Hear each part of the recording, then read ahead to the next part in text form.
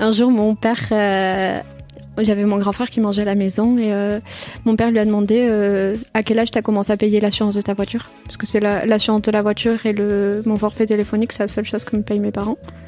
Et donc ils lui ont demandé à quel âge tu as payé l'assurance de ta voiture. Et mon frère a dit c'est quand j'ai commencé à l'alternance. Et il a fait ok, parce que Marina va commencer à l'alternance, alors je voulais être équitable. Et là, ça m'a fait disjoncter, parce que le fait d'être équitable, en fait, mon frère, oui, avait commencé à payer l'assurance quand il avait l'alternance, mais il avait toujours vécu chez mes parents, il n'avait jamais eu vraiment de frais. Et il se rendait pas compte que moi, j'étais en galère, mais il se rendait pas compte, en fait, parce que je leur ai jamais dit. Exécuté par qui? Fabrice Florent. Bonjour, bonsoir, bon après-midi à toi et bienvenue dans ce nouvel épisode d'Histoire d'argent. 3 vendredis par mois à partir de 6h du matin, on discute avec mes invités de leur rapport à l'argent. Comment le perçoivent-ils? Comment ils le gagnent? Comment ils le dépensent? Comment ils l'appréhendent? Tout simplement. Je suis Fabrice Florent, dans la vie je produis des podcasts d'interviews et de discussions et je crée des contenus. Si tu aimes cet épisode, va donc écouter la bande-annonce pour en découvrir plus sur moi et mes autres contenus. N'oublie pas de t'abonner sur ton appli de podcast préféré, de mettre un cool commentaire et 5 étoiles au podcast sur Apple Podcasts par exemple et également sur Spotify et de partager cet épisode autour de toi s'il t'a plu, c'est le meilleur moyen de m'aider si tu aimes mon travail. Tu peux aussi retrouver plus de liens pour rejoindre ma communauté sur Discord, me suivre sur les différentes plateformes et réseaux sociaux ou me contacter dans les notes de cet épisode. Voilà, il suffit d'aller voir les notes. Un grand merci d'avance et bonne écoute. On est avec Marina. Salut Marina. Bonjour. Comment ça va? Ça va. Marina, tu m'as envoyé un message, je crois, au début du podcast, hein, c'est ça? Oui, au tout début. Pour me dire, dis donc, gars, est-ce que ton truc, c'est qu'avec des gens riches ou moi, si j'ai pas de sous, je peux venir aussi parler? C'était pas vraiment ce que je peux venir parler, mais oui. Est-ce que ça t'intéresse que je parle? C'était un peu ça, non? Au début, je pensais pas du tout parler. C'était vraiment quand tu m'as dit si tu veux des gens plus comme toi, viens parler. Oui, pardon, c'est souvent mon move que je fais aux gens qui viennent critiquer et qui disent il y a pas assez de ça. Je leur dis bah viens si tu veux. Oui. Et quand tu m'as dit ça au début, ma réaction c'était mais tu as pas capté que j'ai 22 ans. Et après, du coup, après coup, je me suis dit non, c'est une réaction nulle. En vrai, j'ai réfléchi à tout ce que je pourrais raconter. Je me suis dit, en vrai, il peut y avoir de quoi dire. Mais c'est parce que t'as 22 ans que c'est pas intéressant ce que tu vas raconter. Ouais, mais au début, j'étais en mode, mais j'ai pas encore, j'ai pas vraiment de taf, je suis encore dans les études, donc j'ai pas d'histoire d'argent. Et après, j'ai réfléchi à mon enfance, je me suis dit, il y a une histoire d'argent. Oui. On a tous des histoires d'argent, peu importe notre âge. Et au contraire, je trouve que c'est trop cool d'en parler quand d'en parler et d'y réfléchir quand t'as 22 ans plutôt que quand t'en as 40 ou 50, parce que ça permet de pouvoir réfléchir un peu. Et de faire des choix peut-être plus avisés et plus conscients par la suite. Claire. Marina, est-ce que tu peux te présenter rapidement? Donc, tu as 22 ans, c'est ça? Oui. Tu es venue me voir en vacances, tu vis au Pays Basque? Oui, je vis au Pays Basque, je vis en vacances. Tu vis en vacances. Voilà. Non, mais du coup, j'ai 22 ans, je vis à Sarre, dans un petit village au Pays Basque. Et puis, les gens qui connaissent un peu plus le Pays Basque, c'est à côté de la Rune, tu me disais? Oui, exactement. C'est une chouette montagne, il y a un train qui monte tout en haut de la montagne. Oh là là. Bonheur, pour le bonheur des enfants. Exactement. Et des plus grands enfants. Pas la seule montagne du coup autour, la maison, j'ai un peu 360 montagnes. Donc, ouais. Et après, sinon, au niveau des études, je suis en master pour être professeur des écoles. Et voilà, après, là, je suis en master sur Bordeaux. Puis j'ai vécu 1 an en Espagne pendant le confinement. J'ai fait mon premier confinement là-bas. Et puis voilà, j'adore l'espagnol et l'Espagne en général. Ok. Voilà. Qu'est-ce que t'es venu me raconter exactement dans cet épisode? Pour faire un peu genre comment, pour moi, l'argent, mon lien à l'argent, ça a été un peu mon lien à l'indépendance. Et c'est un peu genre pour moi pour moi inconsciemment il fallait que j'ai de l'argent et que j'apprenne à m'en sortir toute seule pour pouvoir dépendre de rien et de personne. Ouais. Ok. C'est de ça dont on va parler à peu près, c'est ça? Bon, tu connais la première question que je pose à tous mes invités. C'est quoi si je te dis argent? Qu'est-ce que ça t'évoque, toi? Du coup, l'indépendance. Vraiment? Ouais. À l'époque, quand j'étais petite, c'était vraiment un truc qui ne devrait pas exister. Voilà. Pour l'argent? Moi. Ouais. Ok. Je me suis toujours dit, mais c'est nul qu'il y ait de l'argent. Il faudrait échanger ou je trouvais ça nul. Quand t'étais petite? Ouais. Ok. Et puis maintenant, vraiment l'indépendance. Mais alors, qu'est-ce qui faisait quand t'étais petite que tu trouvais que l'argent, ça devrait pas exister? J'ai toujours senti mes parents préoccupés par rapport à l'argent. Un peu. Donc voilà. Ouais, c'était ça. Voir mes parents s'inquiéter par rapport à ça. Et puis après, j'ai eu ce dont j'avais besoin, quoi. Mais j'ai jamais été habillée avec des trucs de marque, des choses comme ça. Donc il y avait un peu aussi ce regard des gens de ma classe de mais pourquoi t'as pas de marque, ou des choses comme ça. Donc t'étais dans un collège avec des gens plutôt aisés ou non, un peu de tout. Mais voilà, je pas senti ça. Alors qu'en vrai, c'était dans mon village et dans mon village, pas des gens hyper aisés non plus, mais j'ai un peu senti ça. Par exemple, du coup, je vais empiéter sur la deuxième question du premier souvenir, mais quand j'étais petite, je voulais faire de l'équitation. Et en fait, la plupart de mes copines faisaient de l'équitation, et moi, en fait, il n'y avait pas d'argent pour faire de l'équitation. Donc j'ai un peu... Et puis, à la fois, j'avais pas d'argent pour faire de l'équitation, mais je sais pas de comment... je sais pas... je savais que mon père avait de l'argent de côté. Mais il nous disait toujours c'est pour tes études, pour vos études plus tard, et que c'était pas la priorité, quoi, l'équitation.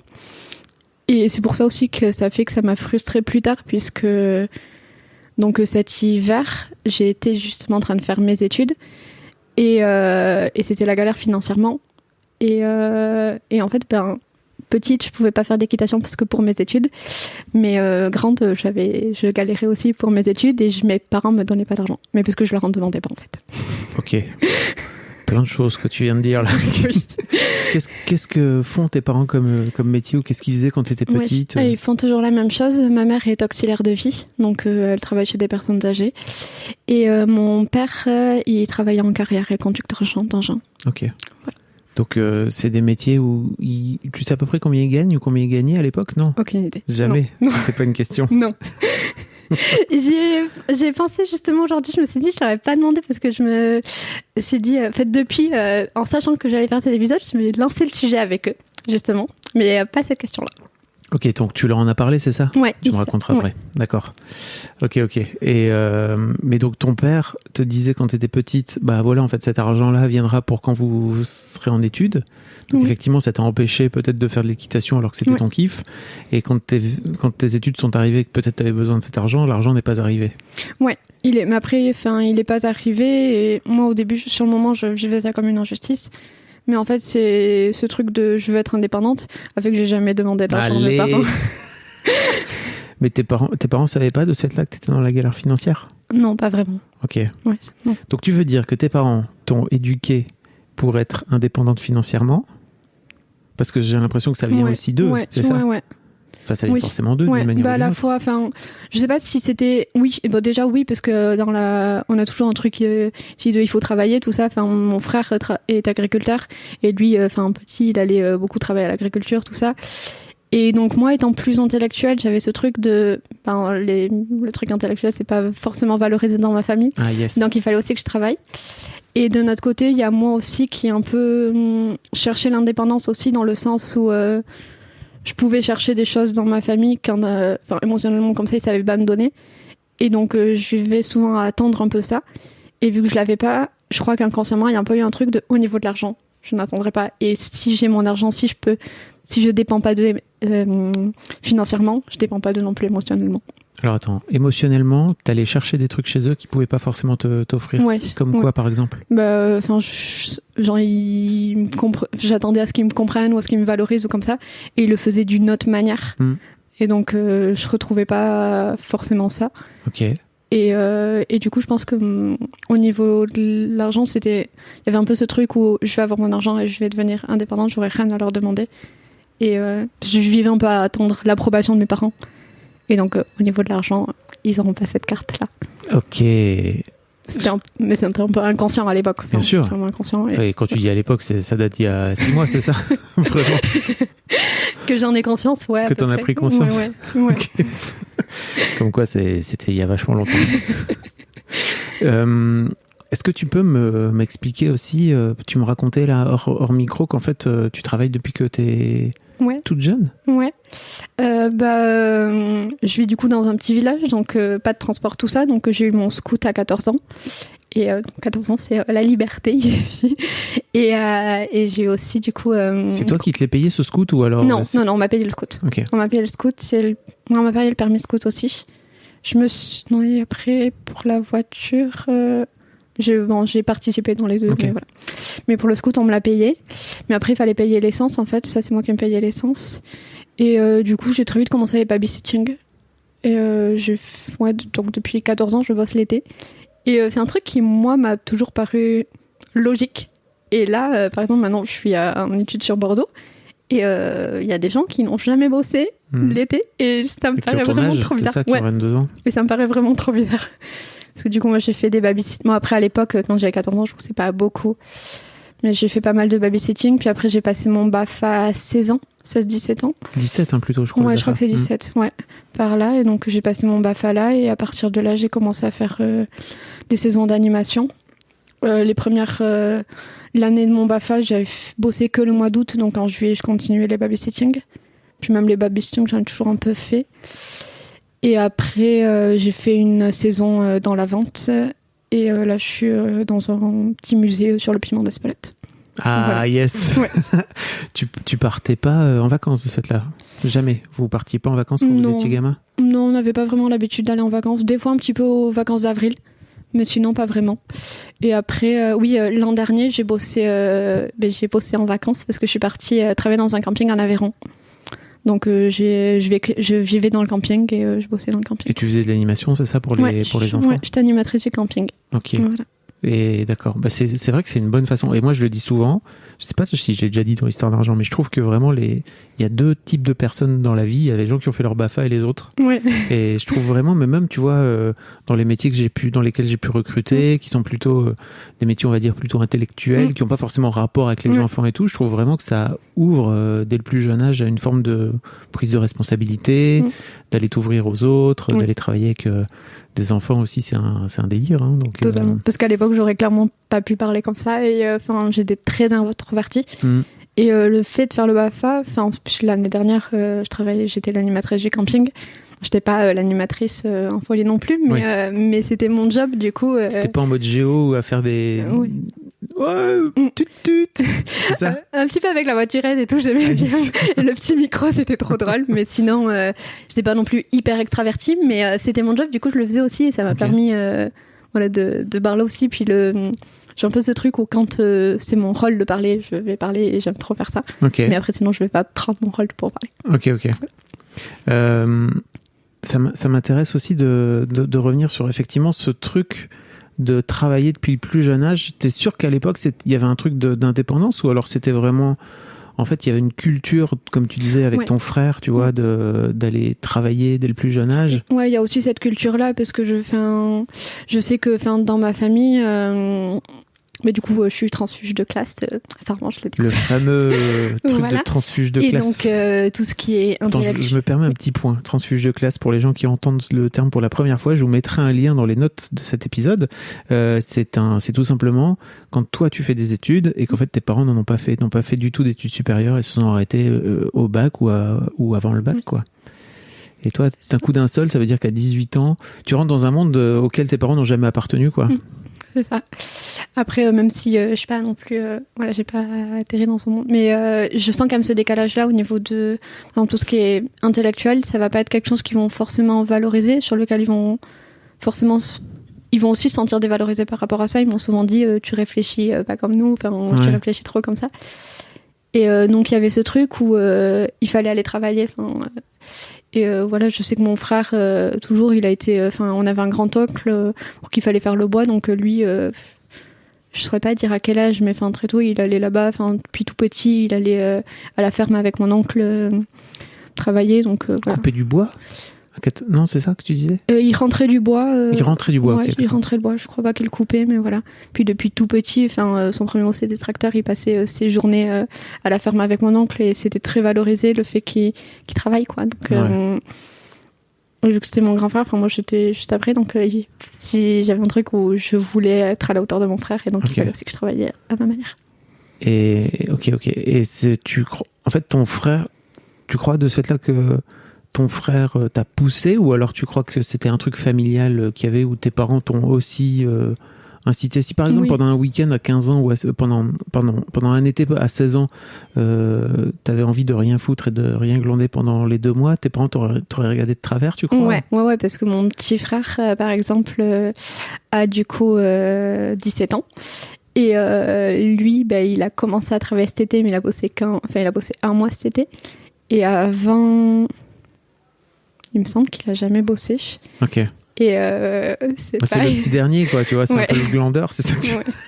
C'est pas Pardon, si tu nous hyper écoutes. bien vu. C'est vrai, dans la famille, Ouais. Mais qu'est-ce qui se passe alors? Tes parents, ils lui disent, dis donc, tu bosses pas ou... Déjà, il bosse pas et puis en plus, il joue aux jeux vidéo. Donc, yes. c'est pas... Voilà. Ils sont pas fans de l'idée, quoi. Aïe. D'accord.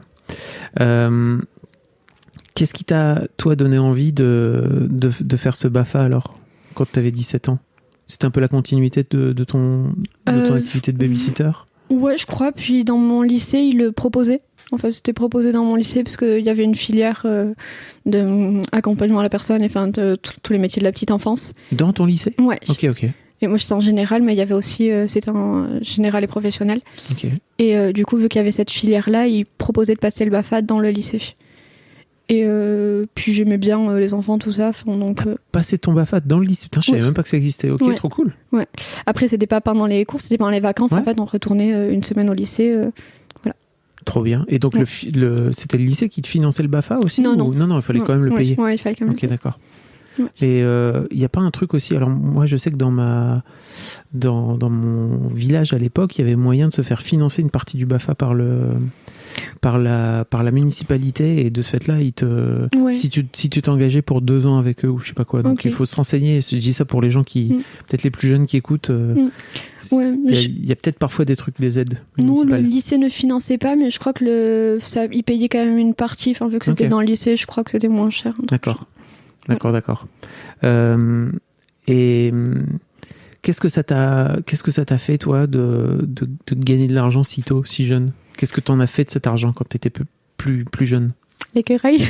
C'est vrai? Ouais, je gardais de côté, je mettais de côté. Puis après aussi, il y a un autre truc aussi, c'était pas du tout pour ça, mais les premières fois où j'ai vraiment eu de l'argent aussi, c'était pas du coup en bossant, mais j'ai fait mes communions du coup. J'ai toutes mes communions. Tes communions, tu veux dire religieuses? Ouais. Ok, d'accord. Ouais. Et du coup, c'était pas du tout pour ça, mais du coup, après, souvent, il y avait les fêtes, et du coup, toute la famille te donnait. Et j'étais étonnée à ma première communion d'avoir autant d'argent, quoi. C'était vraiment trop bizarre. Tu te souviens combien t'as eu? Je sais plus. Ok. Je sais plus, mais... Je me demandais si, en tant qu'écureuil, t'avais tendance à te souvenir, tu sais, des sommes que tu pouvais avoir à un moment donné. Je sais plus. Okay. Des centaines, mais après, je sais plus combien. D'accord. Je sais plus. Ouais, donc tu gardais tout, mais par exemple, tu t'es pas dit, quand t'avais 15 ans et que tu commençais à babysitter, que tu mettrais peut-être cet argent-là dans l'équitation, par exemple? Non, parce qu'après, du coup, en grandissant, l'équitation, j'avais un peu... Alors maintenant, j'ai un peu peur des chevaux aussi, et puis j'avais un peu ce truc où je crois, j'en ai pas fait avant, du coup, maintenant, les chevaux, j'aime pas. Donc, ok, voilà. D'accord. Voilà. Mais non. Après, j'ai beaucoup mis de côté, du coup. Et mon père aussi, du coup, disait il faut mettre l'argent sur le compte, quoi. Enfin, faut pas tout dépenser, quoi. Après, je me suis quand même acheté quelques trucs, mais la plupart a été mis de côté, quoi. Tu t'as acheté quoi, par exemple, avec cet argent? Je sais qu'à ma petite communion, c'était la montre. Ok. Mais puis, après... Mais quand tu gagnais ton argent, par exemple, quand tu travaillais l'été, tu te faisais plaisir, ou alors tu mettais tout cet argent de côté pour... Non, je mettais la plupart de côté, je crois. Ouais. Mais tu te payais quoi avec rien de ce fait-là? Tu gardais au cas où? Ouais, je crois, je mettais tout sur mon compte, la plupart en tout cas. Ok. Je n'ai pas de souvenir de gros kiff que je me sois fait avec ça. Ok. Après, voilà, l'essence, du coup, aussi, parce que c'était pour ça. Mais après, non, pas de grand kiff. Ok. Je veux m'acheter quelques petits vêtements ou des trucs comme ça, mais... D'accord. Voilà. Qu'est-ce qui t'a aussi amené à venir parler dans l'histoire d'argent, je me demandais? Je crois que c'était plus pour réfléchir à... Enfin, du coup, ça m'a fait... pour mettre des mots sur mon truc aussi, sur mon rapport à l'argent. Ouais.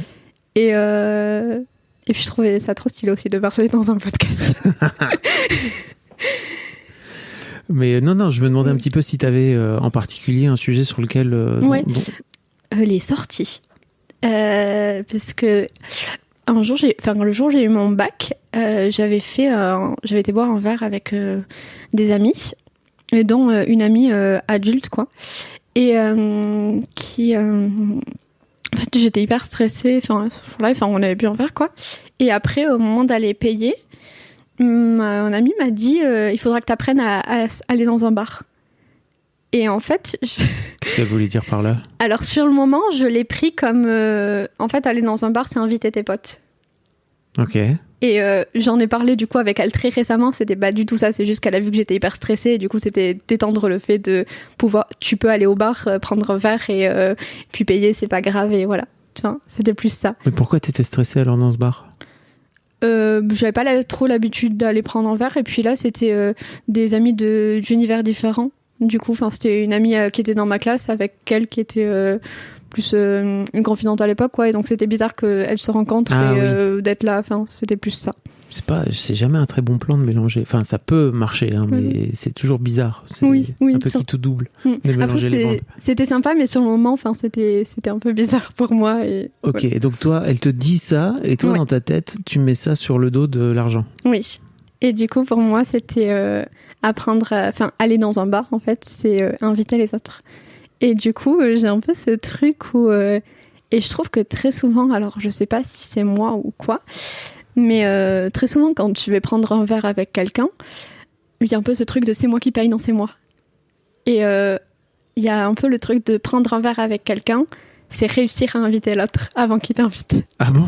Oui. Mais pourquoi ? Mais c'est toujours, en fait... Après, j'ai souvent des amis plus âgés, alors je sais pas si c'est ça. Je sais pas si c'est pour ça ou si... Voilà, mais souvent, on a voulu m'inviter. Et moi, je me suis sentie toujours un peu redevable ou un peu de si tu m'invites, je dépends de toi, quelque chose comme ça. Ouais, on y revient, hein. Oui. Alors que peut-être tout simplement cette personne veut te faire plaisir. Oui. Mais j'ai un peu de mal avec ça. Ouais. Et ça a été assez flagrant, justement, cet hiver où j'étais un peu en galère. Et j'avais mon copain qui était là, parce que mon copain habite au Chili, du coup. Et il était là. Et on a vu ma tante, en fait, et ma cousine. Et lui, mon copain savait que j'étais en galère à cette époque-là. J'ai d'ailleurs accepté qu'il m'aide à cette époque-là, ce qui était très compliqué. Mais parce que j'étais un peu en galère et c'était plus compliqué. Enfin, je sais pas, j'avais pas demandé à mes parents. Et lui on va revenir sur ce sujet parce que c'est un dos. Hein. Ouais. Et pour en revenir à ce verre-là, en fait, j'étais avec ma tante, ma cousine et lui. Et ils ont donné l'addition. Et ce que j'ai fait, j'ai caché l'addition. Parce que tu voulais payer ? Ouais. Mais t'avais pas de sous ? Ouais, je galérais, mais j'étais en mode je veux boire un verre, alors j'assume et je paye, quoi. Après, c'est pas que j'ai pas du tout de sous non plus, mais j'attendais la réponse pour avoir mon alternance ou pas. Ok. Et je savais que si j'avais pas mon alternance, ça allait être très rouge. Parce que du coup, j'avais vidé tout ce que j'avais accumulé depuis longtemps et je voyais il y avait de plus en plus rien. Et donc, ok. Et donc en fait, j'ai caché cette addition. Et du coup, après coup, mon copain m'a dit « Mais pourquoi t'as fait ça ?» Et ma tante aussi m'a dit moi je travaille, tu vois, je peux t'inviter, quoi. Pourquoi tu le caches, quoi. Et du coup, j'en avais parlé avec mon copain, et là, je me suis pas mal rendu compte de ce truc-là et je lui ai même dit que c'était un truc un peu... J'avais l'impression que c'était un truc culturel il fallait inviter les autres... au moins faire semblant d'inviter les autres. J'avais l'impression qu'il y avait un truc comme ça dans le fait de sortir. J'ai l'impression que c'était un code un peu culturel, alors qu'en vrai, pas forcément, je crois. Mais c'est un cadeau que tu peux faire à quelqu'un, en fait, oui. Tu vois, de payer ou de te faire payer. C'est dur d'accepter les cadeaux pour toi ? Ouais, un peu. Okay. Ouais. Surtout si je connais la valeur des cadeaux, parce que, par exemple, à Noël, quand mes grands-parents, par exemple, ne savent pas toujours quoi nous faire. Et donc, ils avaient tendance à donner de l'argent. Et mes frères et mes cousins préféraient qu'on leur donne de l'argent. Et moi, je voulais pas, parce que je voulais pas savoir la valeur du cadeau. J'avais un truc de je veux pas l'argent. Et si tu m'offres de l'argent, ça veut dire que... pour moi, le cadeau, c'est plus... j'ai cherché quelque chose pour te faire plaisir. Alors que tu me donnes de l'argent, c'est je me suis sentie obligée de faire un cadeau. Ah oui, je vois ce que tu veux dire. Mais il y a aussi ce truc de ne pas vouloir dépendre de qui que ce soit, c'est ça ? Ouais. Parce que, tu vois, si tu viens projeter ce truc d'indépendance, si quelqu'un te donne de l'argent, ça veut dire qu'à un moment donné, tu dois lui rendre ou tu dois... Je sais pas. Ouais, je crois. Ok. Pas forcément lui rendre, C'est dur de recevoir des cadeaux. Ouais, c'est pas évident. Et pourtant, j'aime trop ça. Mais sur les cadeaux aussi, c'est un dossier aussi. Ouais. Puisque faire des cadeaux. Alors, d'un côté, j'aime beaucoup ça. Et j'ai lu il y a pas longtemps que j'ai le langage de l'amour, là.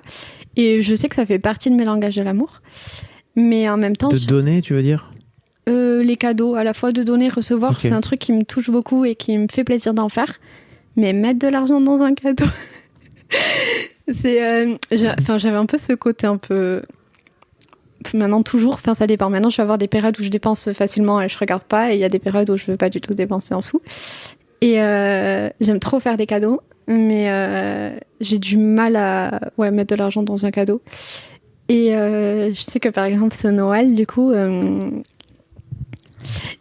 mon copain était là, du coup, c'est là qu'il était là. Et vu qu'on se voit à peu près tous les 6 mois, je me suis dit, je vais faire un beau cadeau, quoi. Et lui rêve d'être pilote d'avion, donc je lui ai payé un stage de pilotage. Donc il était refait, il était trop content. Et en plus de ça, j'avais une autre pote qui venait. Et donc j'avais fait faire... Ça coûte cher, non ? Un peu. Ça coûte combien ?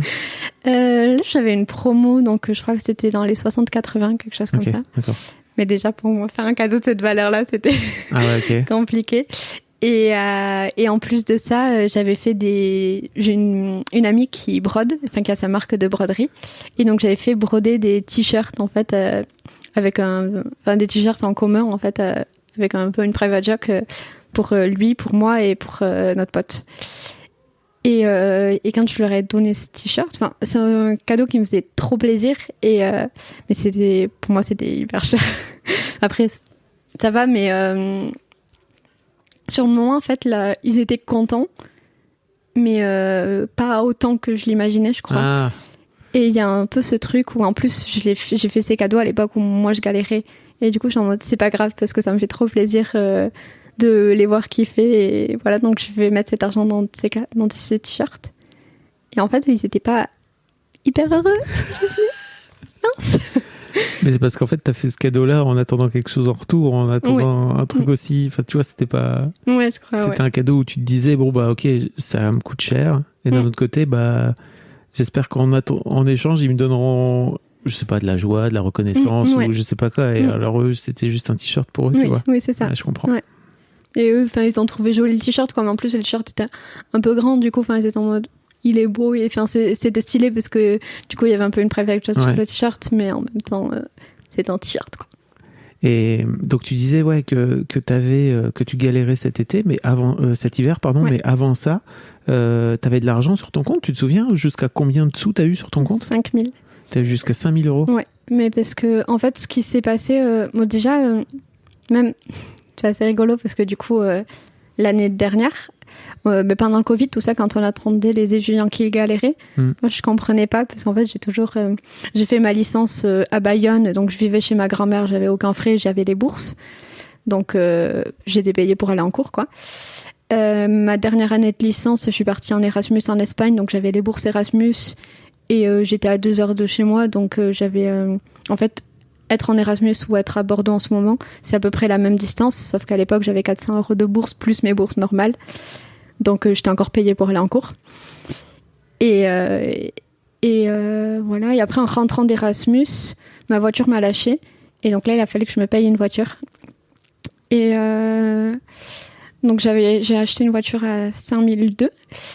Ce qui te fait moins 200, c'est ça ?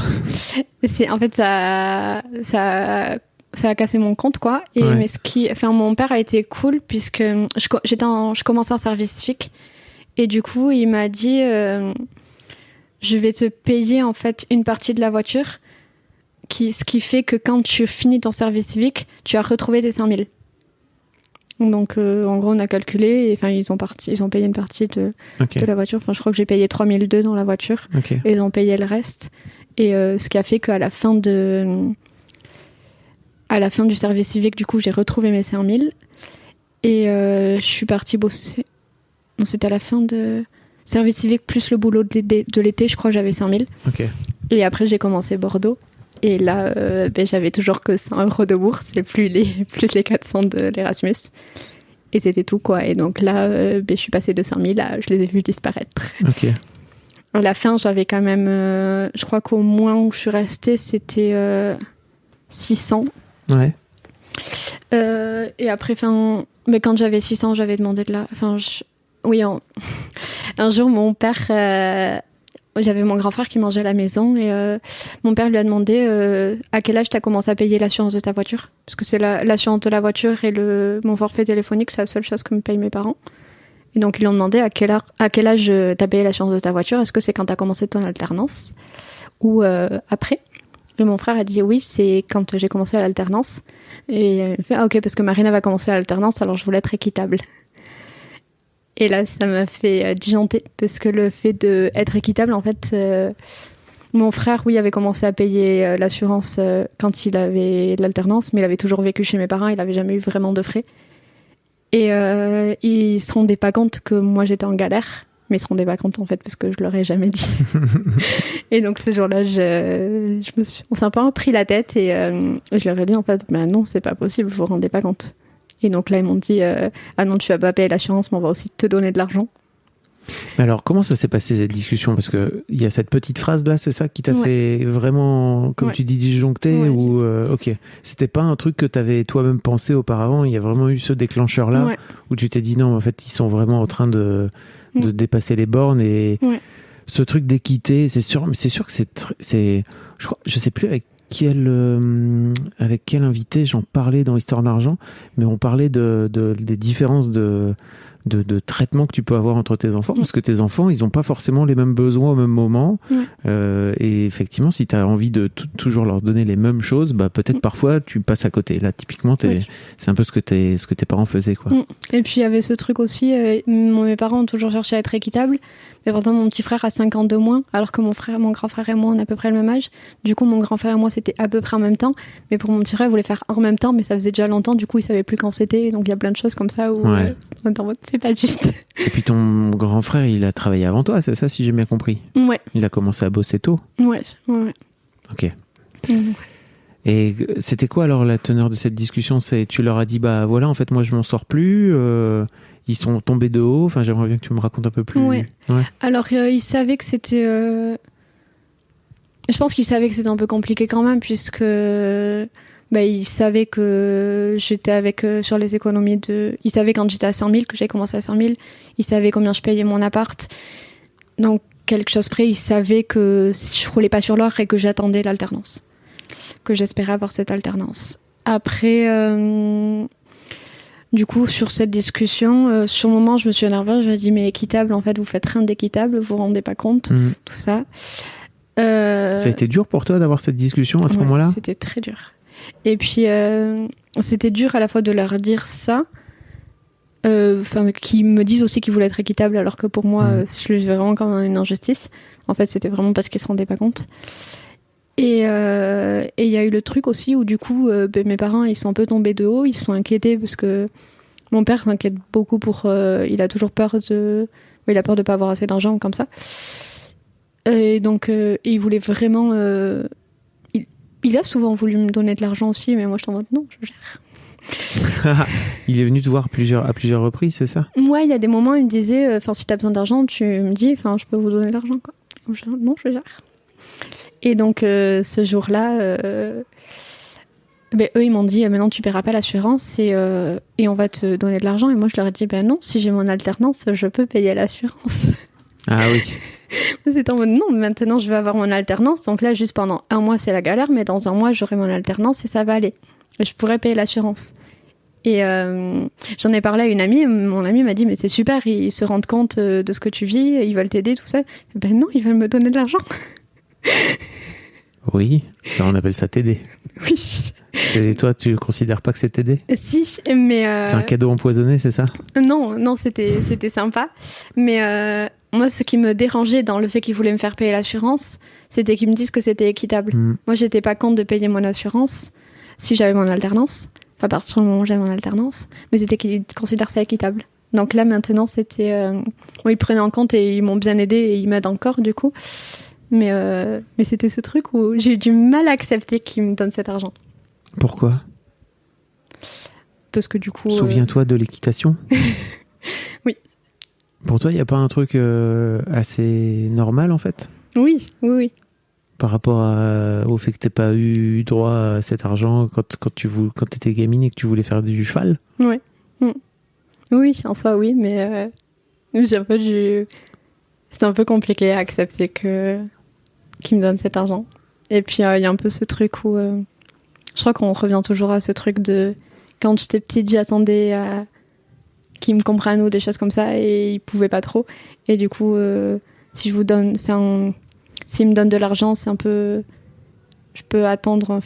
je continue un peu à attendre quelque chose d'eux. Et je voulais pas attendre quelque chose d'eux, parce que petite, j'attendais et ça venait pas, et donc c'était compliqué. Et donc maintenant, si je continue à attendre de l'argent d'eux, c'est un peu genre, je leur donne un peu ce pouvoir-là de... Ok. Alors qu'en soi, c'est plus du tout la même chose, et là, oui. juste, je fais ma vie. Et t'as compris que pour eux, c'est aussi une façon de te dire qu'ils t'aiment, j'imagine, non ? Ouais, et au final, j'ai trouvé ça hyper positif d'accepter cet argent-là. Et c'est un peu... Positif pour toi, pour votre relation ? Ouais, pour moi, parce qu'au final, c'est un peu ce truc de... Mais le prix de ce que j'ai attendu à l'époque, du coup. Un peu, yes. Il y a un peu ce truc de réparation de... Ça y est, j'accepte que vous ayez une place dans ma vie, en fait. Et que vous contribuez à ma vie, en fait. Voilà. Waouh. Et tu te rends compte que c'est que de l'argent. Oui. Moi, l'un des trucs que j'aime bien démonter, et c'est toujours les choses qu'on vient mettre derrière l'argent qui n'ont strictement rien à voir avec l'argent, quoi, qui est juste un truc qui permet de pouvoir effectivement payer des verres ou... Ok. Et c'est pour ça qu'au final, je me suis dit, en fait, moi au début, j'avais ce truc de j'ai pas d'histoire d'argent parce que j'ai pas de salaire régulièrement, je bosse pas, je suis encore dans mes études, quoi. Mais en fait, il y a des trucs derrière, et en fait, l'argent, c'est pas juste avoir plein de chiffres sur son compte. Non. Ou ne pas avoir de chiffres. Oui. Ça n'a vraiment rien à voir. Et à l'époque, quand on s'était parlé, je crois que c'était en février, le podcast venait de commencer. T'as continué à l'écouter ? Oui, un petit peu. T'as appris des choses, entre guillemets, par rapport à tout ça ? Je trouve hyper intéressant d'avoir ces parcours différents, du coup, et à la fois autant des gens qui ont des bonnes situations et voir leur rapport à l'argent, ou des gens, et puis même...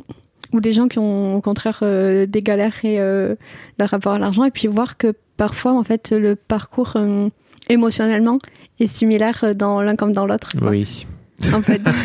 T'as des gens qui sont très riches et qui ont peur, de la même façon que ton père a peur de manquer d'argent, quoi, tu vois. Donc ça n'a rien à voir avec la somme que t'as sur ton compte en banque, en fait. Et puis en soi, moi j'ai toujours vu, j'avais un peu ce truc d'injustice, mais il trouve qu'il manque d'argent, mais en soi, je pense pas qu'on manque d'argent, quoi.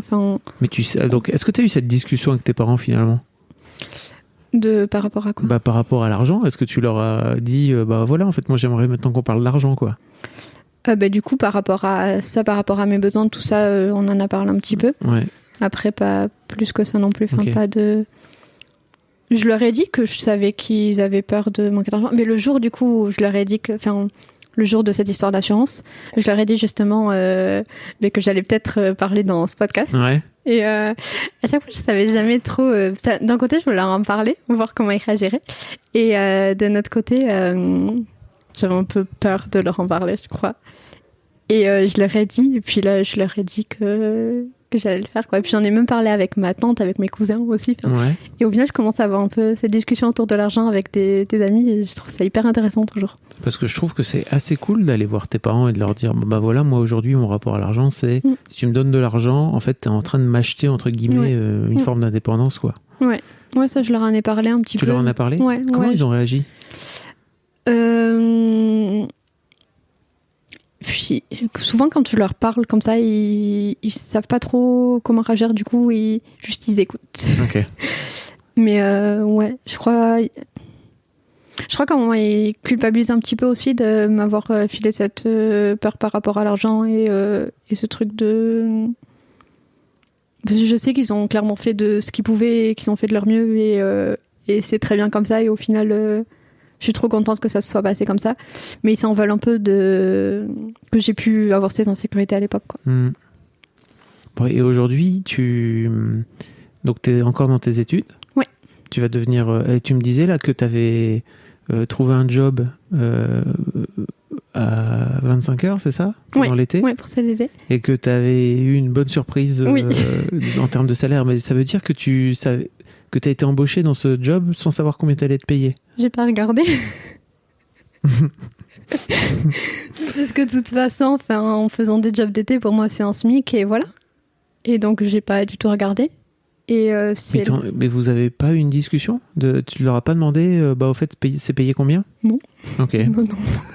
Non. De toute façon, s'ils me disent un chiffre, je sais pas vraiment ce que...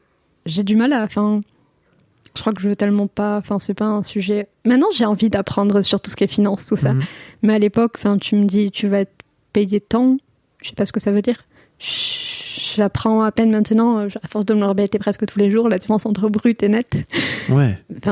Tous ces trucs-là, je connais pas plus que ça. Mais tu connais quand même la valeur du SMIC, puisque tu dis que t'as bossé pendant des années en tant que saisonnière, quoi. Ouais. Donc tu sais à peu près combien tu vas gagner. Ouais. Mais j'avais pas fait attention, quoi. Et c'est là, en fait, quand j'ai reçu ma paye, là, je me suis dit, ah bon ? Oh, trop bien. Mais tu gagnes combien alors ? Du coup, je fais 25 heures, donc au niveau du SMIC, je crois qu'on était à quelque chose comme 800. Et j'avais vu... Après coup, on avait regardé mon contrat avec mon père, du coup, on avait calculé que j'allais avoir à peu près 1000. Et en fait, j'ai eu quasiment 1002. Plus, du coup, j'ai 700 € un peu plus de mon alternance. Ok. Et du coup, là, cet été, je me fais quasiment 2000 par mois. Donc, je trouve ça trop bien. Voilà. Qu'est-ce que tu vas faire avec ces sous ? Les mettre de côté. Remplir mon compte. Et remplir mon compte. Et puis, après, maintenant, je me permets quand même de profiter et de faire des trucs, quoi. Là, en mois de juin. Payer des coups à tout le monde au bar ? Peut-être, ouais. Ou voire même te faire payer des coups. Voilà. Tu fais ça maintenant ? Tu arrives à te faire payer des coups ? Oui, mais du coup, toujours, je dis, mais non, c'est moi qui t'invite. Ah, toujours ? Oui. Ok. Oui. Essaie pour voir. Essaie de pas le faire la prochaine fois. Ouais.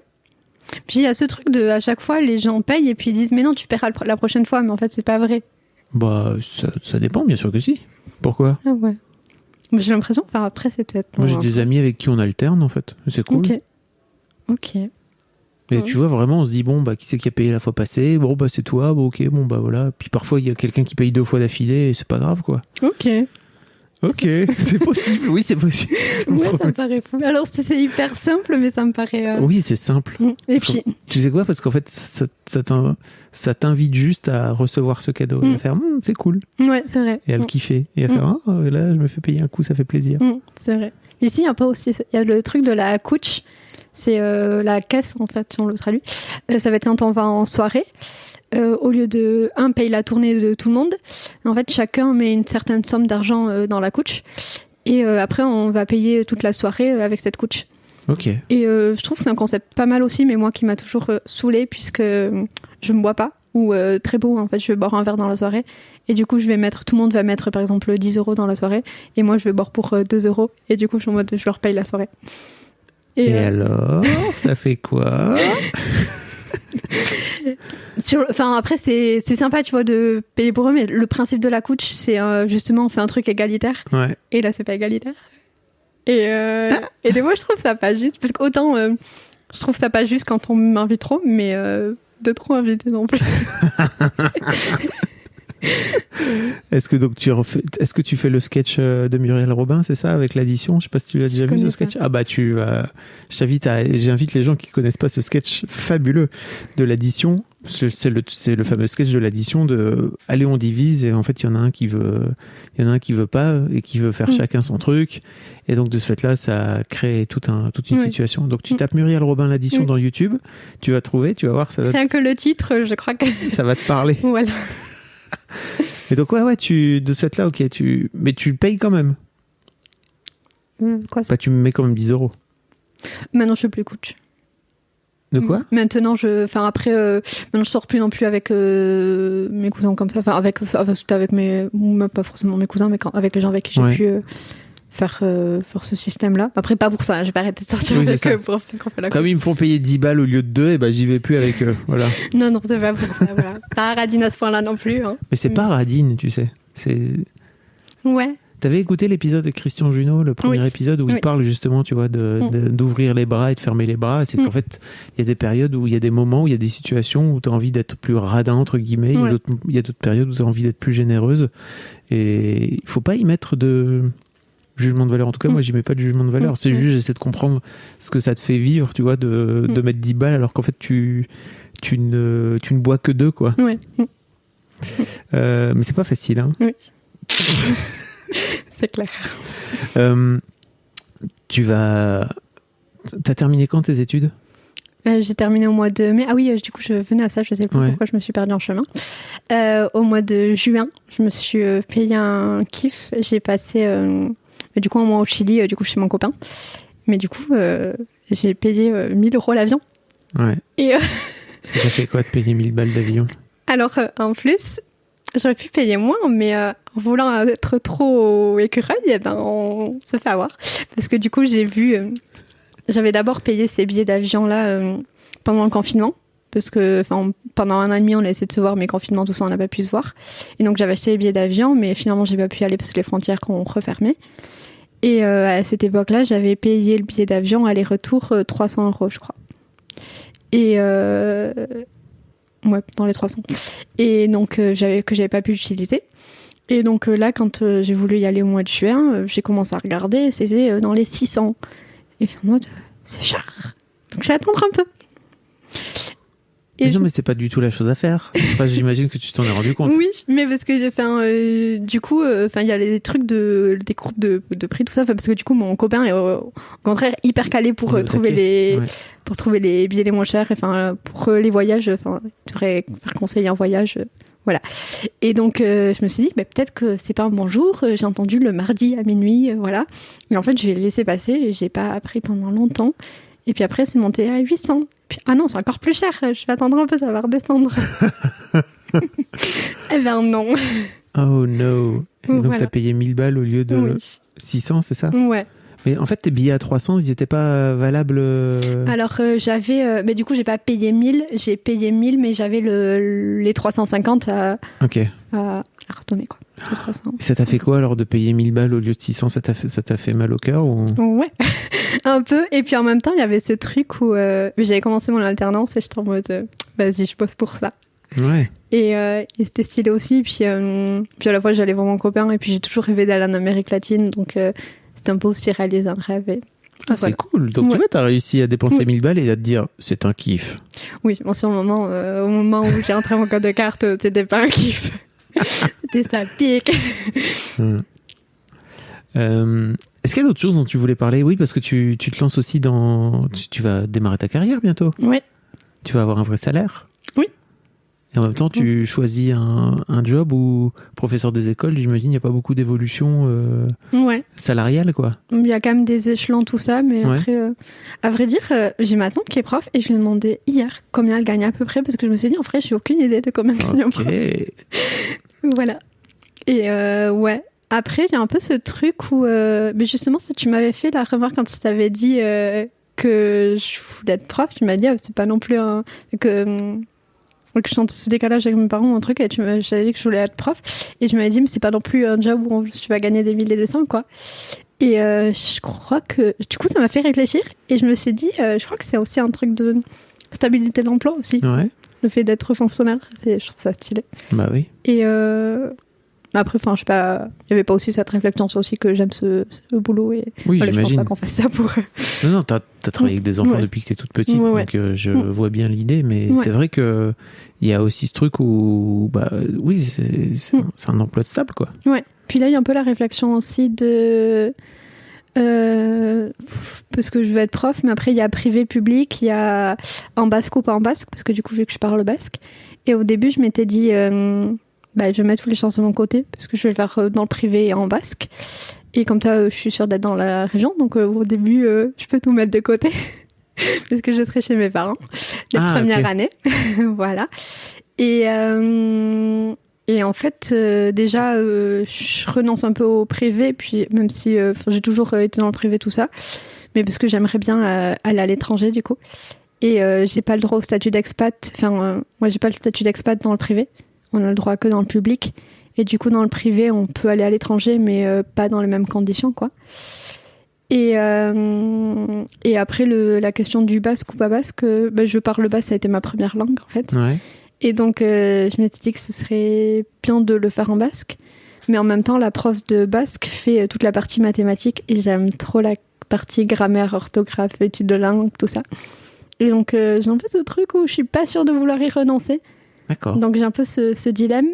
Et en même temps, si je le passe dans le public et pas en basque, je suis pas sûre d'être par ici. Et du coup, c'est pas aussi la même vision. Et je crois qu'il y a un truc aussi au niveau de... je peux aller loin et j'aurai pas les mêmes frais. Et des trucs comme ça aussi. On revient toujours à l'argent. Mais tu retournerais vivre chez tes parents? Parce que là, aujourd'hui, tu vis chez tes parents, là?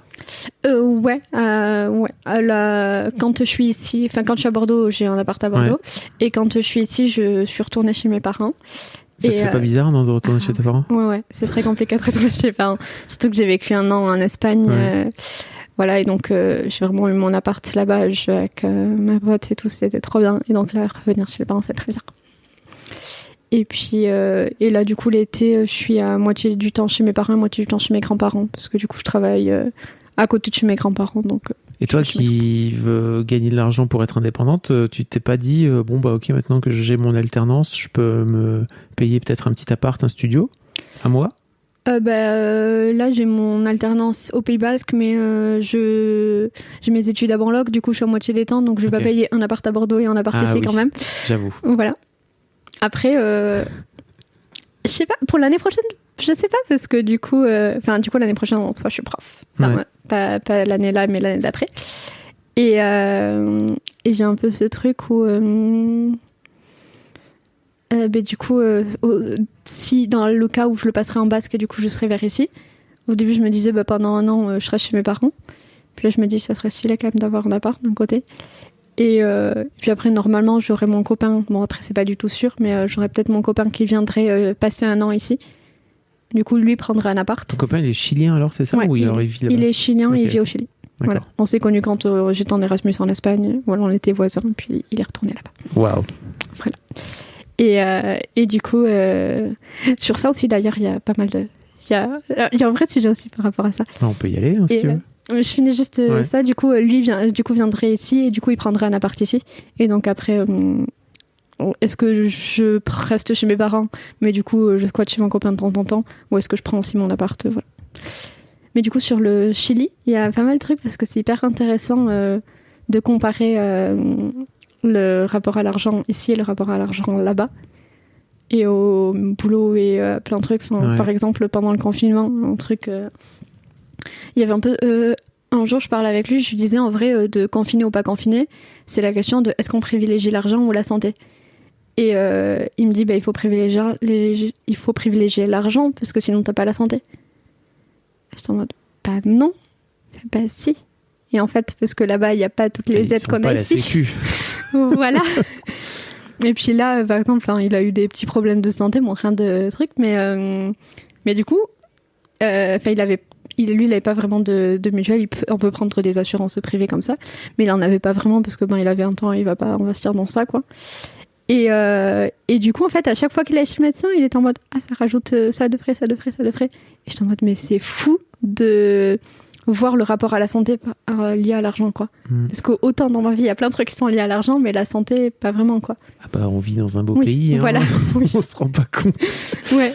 Et donc ça, c'est assez fou. Puis et le côté aussi, mais du coup, lui rêve d'être pilote d'avion, donc lui il bosse. Là-bas, c'est pas 35 heures, c'est 45 heures. Donc il bosse de ouf. Là, il bosse à la mine, donc c'est pas du tout les mêmes conditions de travail qu'ici, quoi. Donc et il y a ce truc de là-bas, c'est. Il bosse à la mine en même temps que ses études, c'est ça? Non, il étudie plus. Ok, d'accord, il a arrêté ses études. Il a eu une licence et maintenant il bosse au max pour mettre de côté pour ses études de pilote. Okay. Voilà. Et donc il y a un peu ce truc là-bas où Lui et son meilleur pote étaient trop contents et ils avaient une chance incroyable d'avoir ce boulot à la mine. Et j'étais en mode, mais pourquoi? En quoi c'est une chance incroyable? En fait, parce que c'est un boulot plutôt bien payé. Mais plutôt bien payé, enfin, ils ont même pas un SMIC français, quoi. Et ils font plus de 45 heures. Et des fois, enfin, je trouve ça assez fou, ce rapport à... Enfin, puis dans sa famille aussi, c'est comme ça où il y a beaucoup la culture de la mine dans sa famille, quoi. Et les hommes vont beaucoup à la mine, donc ils s'en vont pendant 15 jours de la maison, bosser dans les mines à fond. Mais en fait, c'est une chance parce que du coup, ils travaillent 15 jours de suite, donc sans aucun jour de repos. Et ensuite, ils ont 15 jours de repos à la suite. Et donc, c'est une chance parce qu'ils ont 15 jours de libre. Je me dis, mais à quel prix? Waouh. Et c'est hyper intéressant. Et en même temps, donc toi, tu racontes que tu viens plutôt d'une culture agricole et tout, mais moi, mon arrière-grand-père, il bossait à la mine, quoi, tu vois. Donc il y a pas si longtemps que ça. Ouais. Dans le Nord. Bah ouais.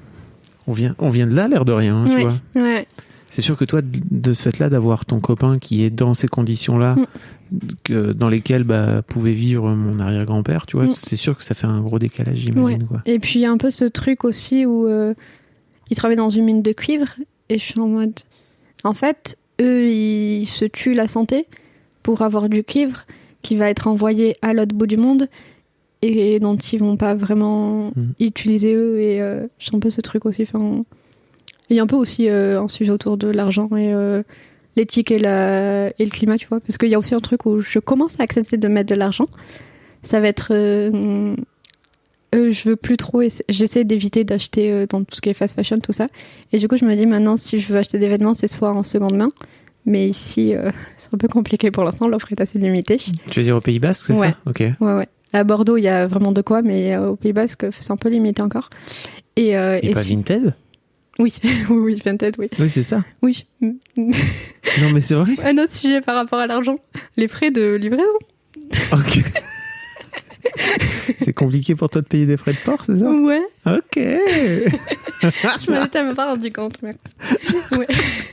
Oui, mais tu payes quand même une fringue beaucoup moins chère, donc en fait. Mais c'est pour ça, parce que je me dis, les fringues sont vachement moins chères, mais en fait, tu payes plus cher de frais de livraison que tes fringues. Ouais. Et c'est ça, des fois, je me dis, pourquoi? Et du coup, je me dis, soit j'achète de seconde main, soit j'achète des trucs genre français ou des trucs comme ça. Okay. Et donc là, je commence à accepter à mettre de l'argent, à payer prix que je ne penserais pas payer. Comme quoi, par exemple? Genre, je sais pas, là, l'autre fois, bon, je sais pas comment elle était, mais dans la semaine, j'ai vu une robe trop belle, mais elle était à 45 €. Et j'ai dit à ma grand-mère, j'ai vu une robe trop belle, mais elle est hyper chère, elle est à 45 €. Elle fait, c'est pas cher pour une robe. Mais si. Et du coup, vu qu'elle m'a dit ça, je me suis dit, allez, cet été, je gagne bien, je vais aller acheter ma robe. Voilà. Est-ce qu'il y a d'autres choses dont tu voulais parler? Je crois que j'ai un peu fait le tour. C'est le moment où je sais qu'il y a forcément des trucs que j'ai oubliés et après, je vais être en mode, non, je vais pas parler de ça. Dans ton post-it. Ouais, mais je pense que c'est à peu près tout. Merci beaucoup, Marina. Merci à toi. C'était vraiment très chouette. Ouais. Et puis merci d'être venue me rendre visite. Avec plaisir. Merci. Dans mes vacances au Pays Basque. Et puis c'était très chouette d'avoir ton cheminement et ton chemin. Et écoute, je te souhaite plein de réflexions encore par rapport à l'argent. Merci. Je sais que c'est en train de me faire de payer des verres du coup et d'en payer. Ouais, ça peut être un super exercice, n'empêche. Voilà. Vraiment. Un grand merci, salut. Merci.